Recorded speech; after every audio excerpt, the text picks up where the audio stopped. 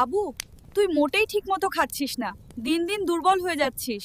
মা, কিছু হয়নি আমার, একটু ক্লান্ত লাগছে শুধু। ওই আপা, শুনছি তোমার বাবুর বিয়ে হচ্ছে না, এত খাওয়ার কি দরকার বলে একবার ইনসাফ করো তো। পিসি, কি আর করি? ওই বাবু, খাইতে খাইতে রাস্তার অর্ধেকই তো খেয়ে ফেললি। এমন খাইলে বিয়ে করবি কেমনে রে? চাচা, খাইলে শক্তি বাড়ে, তাই না? ছেলে তো ভালো, কিন্তু তার এই ওজনটা একটু সমস্যা হয়ে দাঁড়াতে পারে।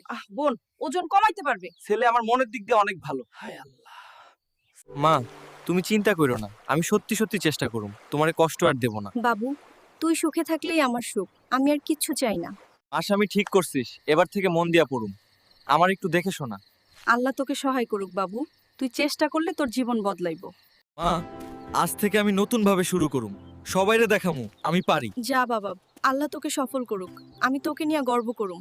কুদ্দুস কাকা, হেল্প লাগলে কইরেন, আমি কইরে দিমু, কাজে কাজে শিখমু। দেখি তো বাবু, আজকে তো খুব মন দিয়ে কাজ করতেছো, এভাবে চললে মানুষ হইবা।